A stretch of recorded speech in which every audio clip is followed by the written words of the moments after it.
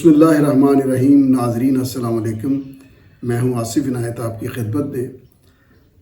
ابھی تک اگر آپ نے میرا یوٹیوب چینل سبسکرائب نہیں کیا تو کائنڈلی کیجئے اور بیل آئیکن کا بٹن ضرور دبا دیجئے تاکہ آپ کا میرا رابطہ بر وقت ہو۔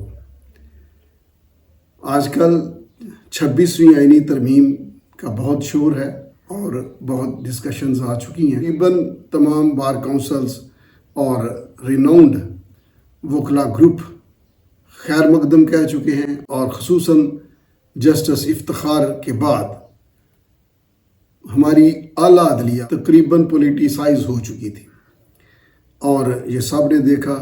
ہم خیال بینچ کی گونج سنی گئی، ججز کے بیانات، ججز کی یہ ساری ایکٹیویٹی ایک میڈیا کی صورت میں، اور ایک طوفان تھا جو سیاسی طوفان عدلیہ کو بھی تقسیم کر گیا، اور عدلیہ کے اندر سیاست بازی شروع ہو گئی۔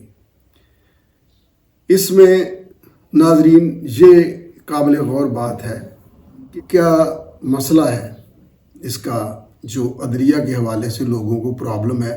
ہر کوئی کہتا ہے جو تنقید کر رہا ہے، سوشل میڈیا کا دور ہے، کہ جی عدلیہ کی آزادی پر حملہ ہے۔ ایسا کچھ بھی نہیں ہے، چونکہ جسٹس صاحبان کا عہدہ جو ہے وہ کانسٹیٹیوشنل ہے، کانسٹیٹیوشن اس کو پروٹیکٹ کرتا ہے۔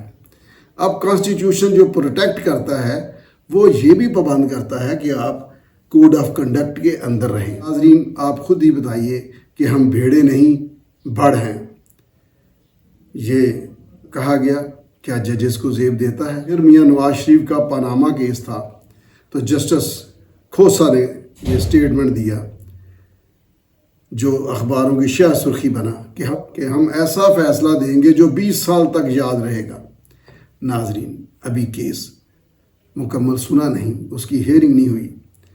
پھر ہر کیس میں آپ عام آدمی سے پوچھ سکتے تھے کہ اس میں کیا فیصلہ آئے گا، جبکہ میں نے اپنی وکالت کی شروعات میں اور اب بھی جو جینون کوڈ آف کنڈکٹ کے اندر رہتے ہیں ان کے فیصلے کی کوئی بندہ، بڑے سے بڑا قانون دان بھی پریڈکٹ نہیں کر سکتا تھا کہ کیا فیصلہ آئے گا۔ لیکن ہمارے ہاں بد نصیبی یہ ہوئی کہ پولیٹیکل ایٹماسفیئر اور سوشل میڈیا کا ڈپکشن ہمیں اعلیٰ عدلیہ آتا ہوا محسوس ہوا۔ ناظرین کیا ہم نے لاہور ہائی کورٹ میں ایک ایم پی اے کو مرشد کہلاتا نہیں سنا؟ یہ سب کچھ ہوا، اور پھر یہ جو کہا گیا کہ اس میں 15% کیسز ہوتے ہیں جو آئینی کیسز ہوتے ہیں، وہ باقی 85% عوام جو 25 کروڑ عوام ہیں ان کے کیسز جو ہیں وہ بلاک رہتے ہیں، اور یہ سارا سال کتنے ہی عرصے سے ہم سیاسی کیس ہی سن رہے ہیں۔ ویڈیوز موجود ہیں، آپ جسٹس افتخار کا دور جسٹس ثاقب نثار کا دور دیکھ لیں، ان کی آپ ویڈیوز نکال لیں، ان کے دورے، ان کی پوری سو موٹو، ان کی پوری اداکاریاں دیکھیں۔ یہ لگتا نہیں کہ چیف جسٹس تھے، یہ تو ایک جیسے کوئی وزیر اعظم ہوتا ہے، جیسے کوئی پولیٹیکل آدمی ہے، پیورلی پولیٹیکل لوگ تھے۔ ایک بھی میں نے دیکھا کہ انتخابات کے دن ہیں اور ثاقب نثار صاحب کے ساتھ شیخ رشید پھر رہا ہے۔ یہ کیا ساری داستانیں تھیں؟ یہ ڈیم بنانا، یہ پلازے گرانا، یہ سو موٹو ایک ایک چیز پر لینا، اور ایک بھیڑ جمع کر کے رکھنا سرکاری افسران کی، اور خوش ہونا، اور پھر کال کر کے اس بات پر تفاخر بیان کرنا کہ میں نے بلایا تھا چیف سیکرٹری، ہوم سیکرٹری، ذرا سارے آ جائیں، فلاں سارے آ جائیں۔ یہ رویہ ناظرین نیچے تک گیا۔ میں سمجھتا ہوں کہ ججز کے فیصلے بولتے ہیں، اور ایویلیویٹ کیوں نہ کیا جائے؟ بہت سارے ججز ایسے ہیں جن کی ڈسپوزل جو ہے وہ بہت ہی پور ہے، وہ کنفرم ہونے کے بعد واقعہ ہی فیصلے نہیں کرتے، اور ایک ایک منٹ پہ ایک ایک کویشچن پہ ڈیٹ ڈال دیتے ہیں، اور پھر چلتے پھریں آپ 6 مہینے اور ارلی ہیئرنگ کی درخواستیں دیتے پھریں۔ تو ناظرین یہ میں سمجھتا ہوں کہ ہماری عدلیہ پر حملہ نہیں ہے، یہ پارلیمنٹ کی آزادی ہے، اور عدلیہ سے بھی قانون اور انصاف کی آزادی ہے۔ اور اس میں یہ جو ہے کہ کوئی تحریک چلانے کی باتیں بھی آ رہی ہیں۔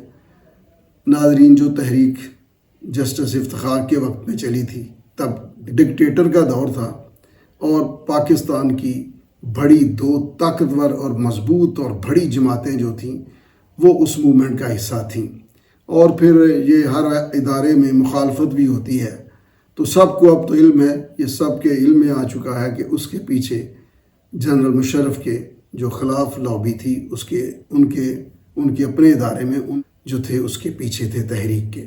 یہ اب باتیں راز نہیں رہیں۔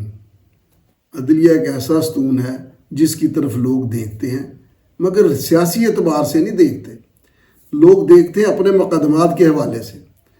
ان کی ڈسپوزل جو ہے اس کی سست روی کی زیادہ وجہ یہ تھی کہ آئینی مقدمات کی سماعت وہ اخباروں اور ٹی وی چینلز کی سرخیوں اور خبروں میں آتے تھے، تبصرے ہوتے تھے، ججز کے نام آتے تھے، یہ بیماری پھیل گئی اور ہر جگہ اس نے گھر کر لیا۔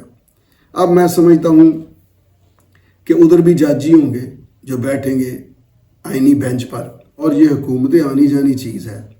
آج جو بینچ بنے ہیں انہی آئینی بینچ میں نیکسٹ جس کی گورنمنٹ بنے گی، اگر ان کا کوئی کیس ہوا تو وہ بھی آئے گا۔ ایسا نہیں ہے کہ یہ موجودہ دور میں ایسا سب کچھ چل رہا ہے، آئندہ بھی انہی قوانین کا سامنا ہر ایک کو کرنا ہوگا۔ ناظرین، یہاں میں مناسب نہیں سمجھتا کہ میں ان ججز کی لسٹ بتاؤں جو کسی کے داماد ہیں، کسی کے بیٹے ہیں، ان چیمبرز کی بات نام لوں جن کے چیمبرز کے لوگ additional advocate general, assistant advocate general, custom tribunal اور انکم ٹیکس ٹریبیونل کے ممبرز ہیں۔ تو یہ ایک لفظ وزیر قانون نے استعمال کیا کہ نیپوٹزم کا ہم خاتمہ چاہتے ہیں۔ نیپوٹزم کا خاتمہ جو ہے وہ انتہائی ضروری ہے ہر محکمے میں، بیوروکریسی میں بھی اور ہر ادارے میں۔ ناظرین، ابھی جو ہماری موجودہ ہائی کورٹ لاہور کی آنریبل چیف جسٹس ہیں عالیہ نیلم، ان پر بھی تو یہی ہوا کہ انہوں نے 3 سینئرز میں سے عالیہ نیلم صاحبہ کو جسٹس ایلیویٹ کیا اور تقرری ان کی کر دی، جسٹس منصور علی شاہ صاحب نے کیا یہ۔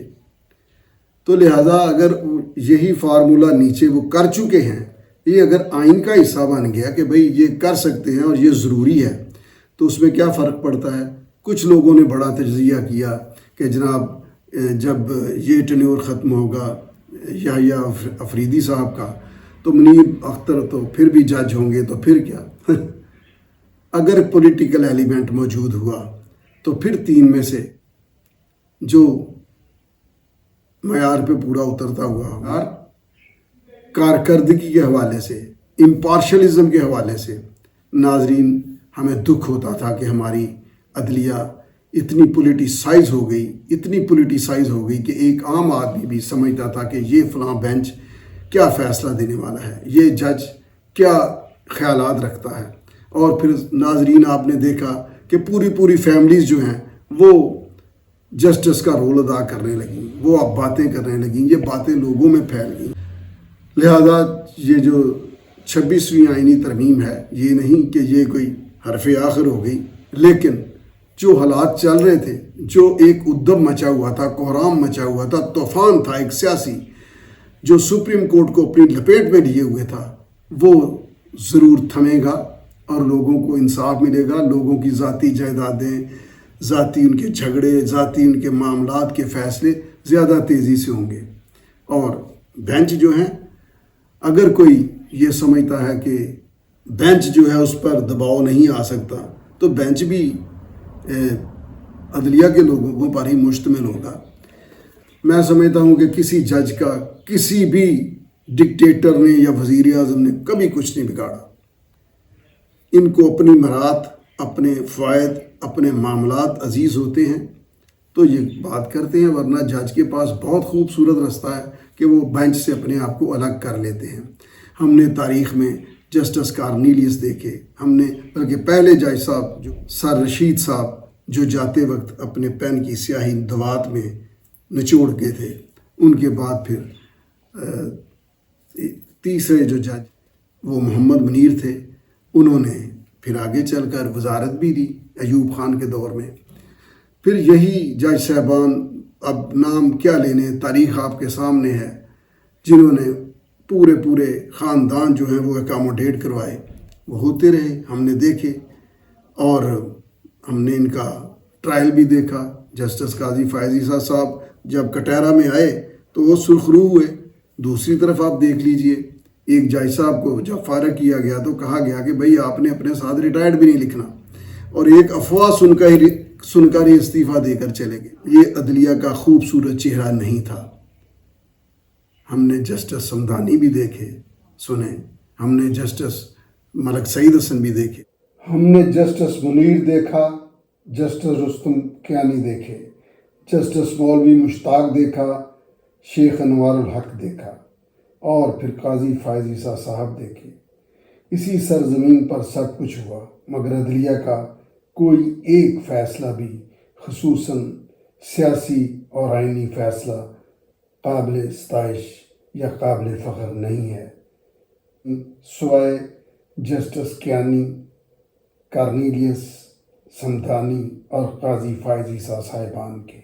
اب قاضی فائز عیسیٰ صاحب تاریخ میں ایک بہترین جج کے، یہ میری رائے ہے، آپ کا اختلاف ہو سکتا ہے، کیونکہ پولیٹیکل تھاٹ جب امپوز کریں گے آپ کسی جج صاحب پر تو پھر اس میں آپ فیصلہ نہیں کر پائیں گے کہ جج کیسا ہے. یحییٰ فریدی صاحب ایک امپارشل اور ایک جو ایک کوڈ آف کنڈکٹ ہے، اب تک ان کا پورا کیریئر اس کے اندر ہی لوگوں نے دیکھا ہے. ایک دیانتدار، بہترین اور امپارشل جج ہیں. ہم امید کرتے ہیں انشاءاللہ تعالیٰ یا کہ اعلیٰ عدلیہ سے لے کر نیچے تک جسٹس یحییٰ فریدی صاحب کریکٹر، کردار اور ورکنگ کا جو رول، ورکنگ کا اثر نیچے عدالتوں تک آئے گا، اور ایویلیویشن ہونی چاہیے، ایویلیویٹ کرنا چاہیے، کارکردگی کو ضرور پرکھنا چاہیے. کیا سول سرونٹس میں ACR نہیں لکھی جاتی؟ کیا فوج جیسے ادارے میں خیال نہیں رکھا جاتا کہ کس نے کیا کیا ہے؟ سب کو ایویلیویٹ کیا جاتا ہے. تو میں سمجھتا ہوں کہ اس وقت جوڈیشری میں اس کی بہت ضرورت تھی، ہونی چاہیے تھی. اللہ کریم ملک میں انصاف اور قانون کی حکمرانی کا ایک دور لائے، جو کہ شروع ہو چکا ہے، اور میرے خیال سے قاضی فائز عیسیٰ صاحب اس کے نقیب تھے، اور اس کام کو جناب جسٹس یحییٰ آفریدی صاحب آگے بڑھائیں گے. کیا بشریٰ بی بی کی رہائی 26ویں ترمیم میں ٹیکنیکل تعاون کا نتیجہ ہے، کسی ڈیل یا پھر ڈھیل یا سیٹلمنٹ کا نتیجہ ہے؟ بہرحال ساری بات نیت کی ہے.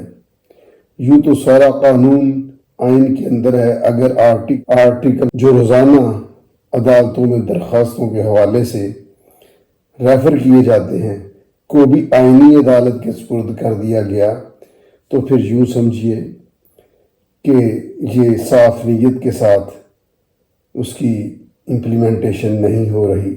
اگر ہر اس کیس جس میں کسی آئین کی شق کا یا آئینی حوالہ دیا گیا آئینی بینچ کے سپرد کیا گیا تو یہ نامناسب ہوگا. آئینی بینچ کے کیس سے مراد ہے جہاں کسی آرٹیکل کی تشریح طلب کی گئی ہو، تشریح درکار ہو. اگر بدنیتی دکھائی گئی تو میرے عزیز ہم وطنوں، تو نظام کی بساط لپیٹے جانے سے کوئی نہیں روک سکے گا، امریکہ نہ سعودیہ نہ کوئی اور. آج کے لیے اتنا ہی، ملتے ہیں اگلے ویلاگ میں.